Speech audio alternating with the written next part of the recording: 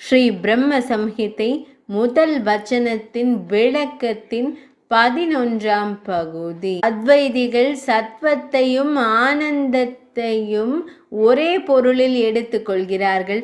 ஆனால் இது தர்க்க ரீதியானதல்ல. சதேவ சௌமிய இதம் கிராமசித், அதாவது படைப்பிற்கு முன் ஒரே உண்மையான வடிவம் இறைவன்தான்.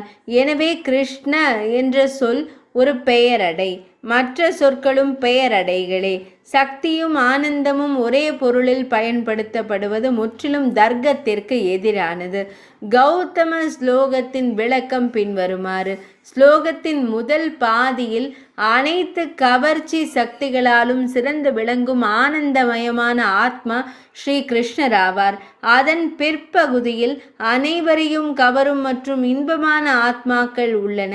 இங்கு அனைத்து என்ற சொல் ஆத்மாக்களை குறிக்கிறது, அதாவது உயிரினங்களின் ஆத்மாக்கள். ஏனெனில் பகவான் ஸ்ரீ கிருஷ்ணர் அவற்றை கவர்ந்து மகிழ்ச்சி அடைய செய்கிறார். அதற்கு காரணம் பாவம், அதாவது அன்பு. அந்த அன்பின் ஆனந்தத்தில் எப்போதும் மூழ்கி இருப்பவர்கள் மற்றவர்களையும் அன்பின் ஆனந்தத்தில் ஆழ்த்துகிறார்கள். எனவே தனது வடிவம் மற்றும் குணங்களால் அவர் உயர்ந்தவர், மிக பெரியவர், மிகவும் கவர்ச்சியானவர். ஆனந்தத்தின் வடிவம் அவரே பகவான் ஸ்ரீ கிருஷ்ணர் என்ற சொல்.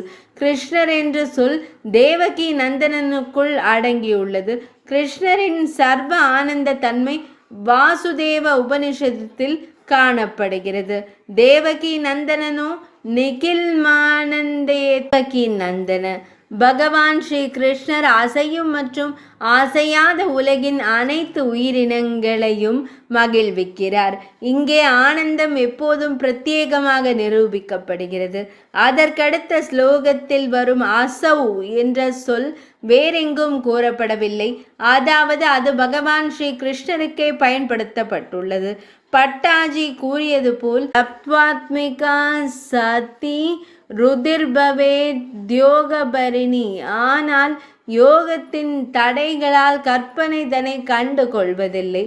பகவான் ஸ்ரீ கிருஷ்ணர் பரம பிரம்மம் என்பது ஸ்ரீமத் பாகவதத்தில் தெளிவாக குறிப்பிடப்பட்டுள்ளது.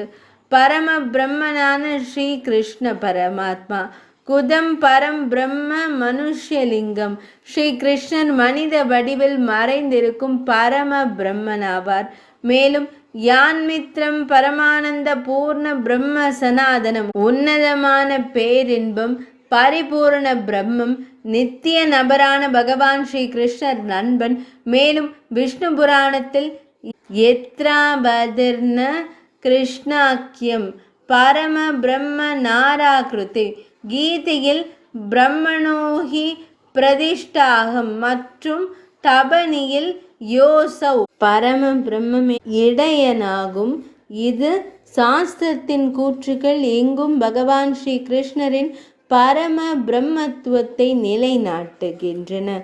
இது ஸ்ரீ பிரம்ம சம்ஹிதையின் முதல் வச்சனத்தின் விளக்கத்தின் 11ஆம் பகுதி இனிதே நிறைவடைந்தது.